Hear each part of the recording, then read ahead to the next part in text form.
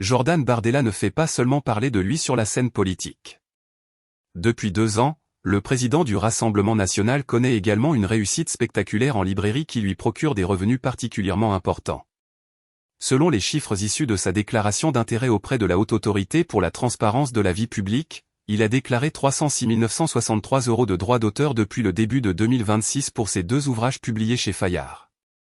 Sur l'ensemble de la période, ses revenus liés à ses livres dépasseraient ainsi le 1 million d'euros avant impôt. Son premier ouvrage, Ce que je cherche, publié en novembre 2024, a rapidement trouvé son public. Les ventes avaient dépassé 140 000 exemplaires quelques semaines après sa sortie et les chiffres d'Edista faisaient état de plus de 185 000 ventes début février 2025.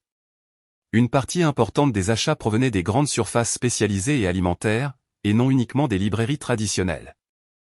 Mais qui achète réellement les livres de Bardella ? Les observations disponibles montrent que son électorat constitue une partie importante de son public. Lors de certaines séances de dédicaces, les journalistes ont constaté une forte présence de sympathisants RN et de personnes venues spécifiquement pour rencontrer leurs dirigeants.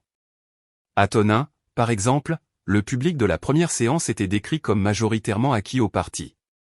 Cela ne signifie évidemment pas que tous les acheteurs votent RN, les ventes d'un livre politique peuvent également concerner des lecteurs curieux, des opposants ou des personnes intéressées par le parcours de l'auteur.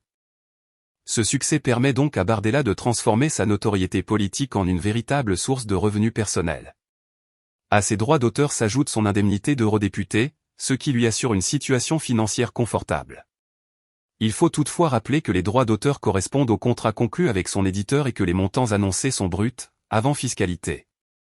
Et Bardella ne compte visiblement pas s'arrêter là. Un 3e ouvrage consacré à sa vision de la manière de gouverner la France est annoncé pour novembre 2026 chez Fayard. Une tournée de rencontres et de dédicaces pourrait accompagner sa sortie, offrant aux jeunes dirigeants une nouvelle occasion de parcourir le pays et de consolider son image auprès de ses sympathisants. Mais derrière cette activité éditoriale se cache également une ambition politique évidente.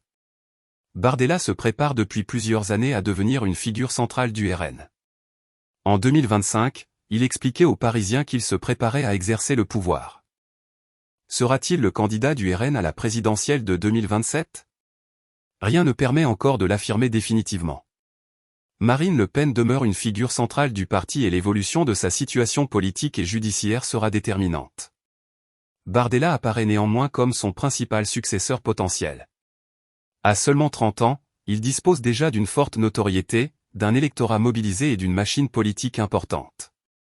Son succès en librairie montre surtout une chose, Bardella a compris comment convertir sa popularité politique en influence médiatique, mais aussi en revenus conséquents.